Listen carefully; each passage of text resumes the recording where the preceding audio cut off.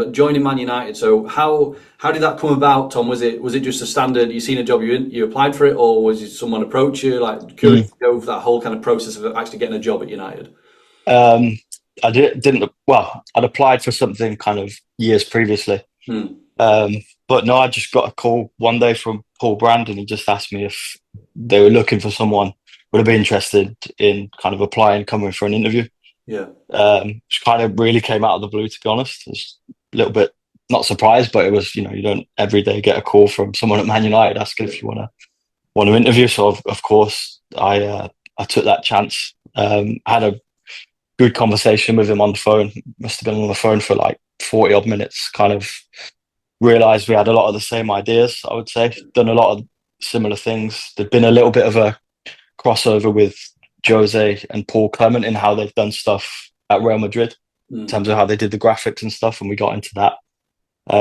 Then went for the interview, which was a good experience, quite a challenging one. Yeah.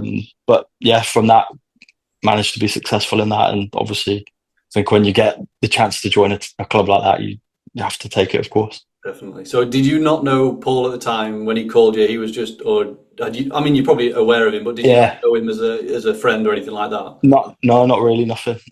We played United in the FA Cup with Mm. Derby. Yeah. A few words before the game, nothing big, but didn't really know him personally from that point before. So Yeah. yeah, And in terms of that, you mentioned the interview was hard. I'm sure it was. Like, yeah, did you have to present something? Did you have multiple interviews? Like, just so people can listen and can see what it's yeah. like for a club like that. So it was me, Paul, HR person, and Luke Benstead, who was Hmm. one of the analysts there at the time. Yeah. Um, and yeah, it was basically in the meeting, in the interview, got given some footage, Hmm. had to watch it, code it, create a presentation while it was on the screen and they were watching your process. Oh wow. Um, so a little bit daunting in that sense, but Yeah.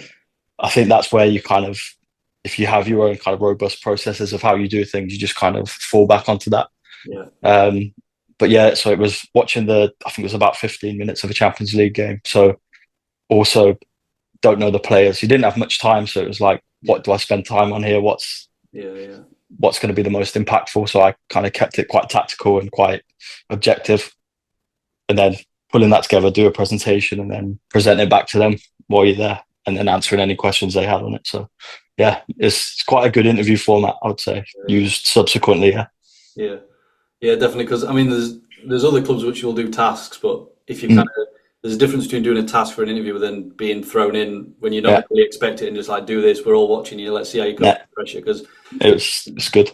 you mentioned obviously that is like the time is normal for the job, so you've got to kind of work under pressure and like I say, picking out you can't focus on everything, so you've got to pick something and Mm, you've got to be as impactful as you can. So yeah, that's really interesting. So what you mentioned Luke and Paul, like what was the analysis department like? Who was it Ollie the manager then when you went in? no, Jose first. Oh, Josie was there. Okay, Yeah, so so you I were kind of went in. It top was like coach. the yeah, yeah. It was like the December time. I think I started 2 days, no, day after Boxing Day, so it was a really busy period. Yeah, At the time, we had Paul, Luke, and Adam Warburton, he's left the club subsequently as well. I think kind of everyone that was there at the start isn't there anymore, yeah, apart from Paul. But so we had Paul was kind of the main opposition, hmm, and we at the time it was split into kind of Paul would do the open play, Luke and I would do the set play analysis, and kind of flip between games. We used to work on a rotation. Like it was like one in every four. I would do open play. yeah, 3 out of 4 would do the set plays and kind of work it like that. Just to try and manage the days off and time and stuff like that as well. hmm, But that was with Jose, who is is a very very visual learner. hmm, So we used to prepare kind of an attacking video, a defending video, fully graphicked up, give it to him, and he'd also have like a Photoshop report. He used to call it. It could be 90 to 100 images that we kind of would all be um, graphicked up. Adam used to do kind of all the graphical side of it. yeah, Um, and that's kind of how we got our information across to Jose at the time. yeah, It was kind of, didn't have loads of interaction with him. He kind of went through his other staff. But that was a really interesting way of working also. And he used to deliver all the meetings himself, sat down at the laptop, which was an interesting one as well. So the other managers, so you obviously Jose used to start with. Then I hope I've got this order right. So then it was Ollie, then it was Carrick, then it was Rangnick, then it was Ten Hag. You're still there. Rangnick in between Solskjær and Eric. Okay, that's right. Yeah, that was. And you were still there when Amorim was there, weren't you? Yeah. I had a few months with Amorim as well. So yeah, I've had amazing experience and exposure to really interesting coaches and different ideas all the time, but still learning a lot every time with each person. Yeah, that's kind of where I come back to, like, being a sponge almost and taking in as much as you can when you're in rooms with people. Try and listen as much as possible. Okay, so if you've made it this far into the video, you must be enjoying the content. Either that or you have simply fallen asleep. So whichever one of them it is, you probably won't mind me asking you for a quick favour. So as you know, I'm always looking to grow the channel. So the bigger the channel gets, the more people we can reach and impact, but also the bigger and better guests we can invite onto the channel to have these types of chats.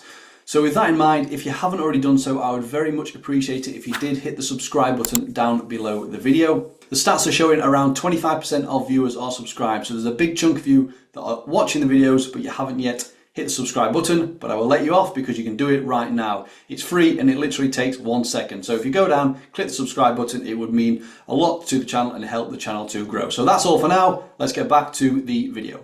Definitely. Now I'm not going to ask you who's your favourite boss out of all them. I wanted to ask you, like, what's maybe some things that you've picked from, because they're all different personalities and obviously all top coaches, but like maybe something you can share in terms of maybe something surprised you about someone, or just something that you took from one or a number of those coaches, if you can, Tom. Yeah, I think Jose was very, like, could watch a video once and remember everything, all the detail, everything, and he'd walk into the room. I've never seen someone with such kind of aura and presence just coming in somewhere. It's amazing.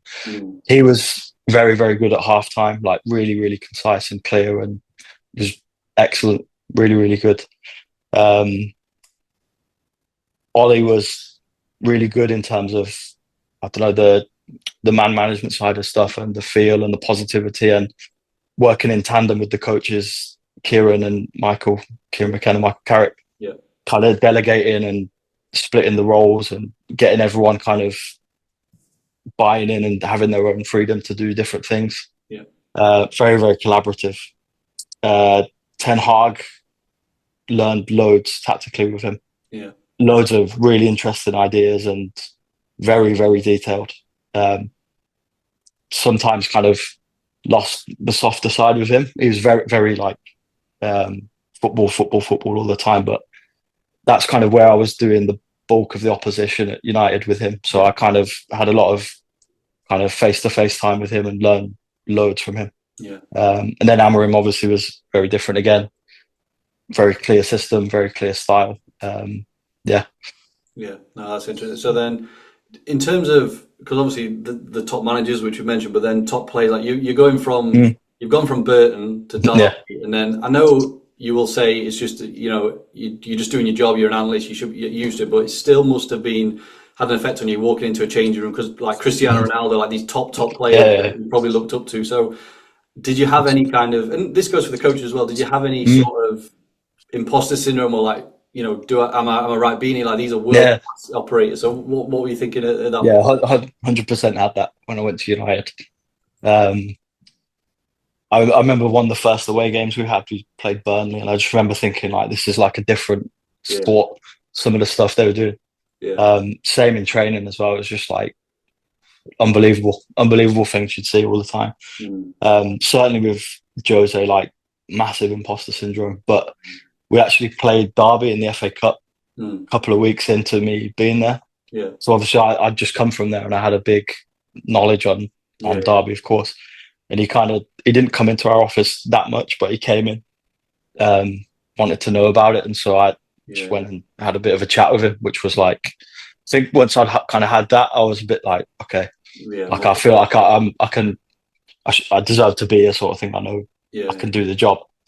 But initially it's like, because as you say, it's people you've grown up watching, and all of that. So it can be a little bit daunting, but in the end, you end up realizing that they're just normal guys when you get to know them. Obviously, they're superstars on the outside, but in the end, they're just normal guys that have a exceptionally different lifestyle to everyone else, but they're just normal people. Yeah, Get on, have the same banter as everyone else.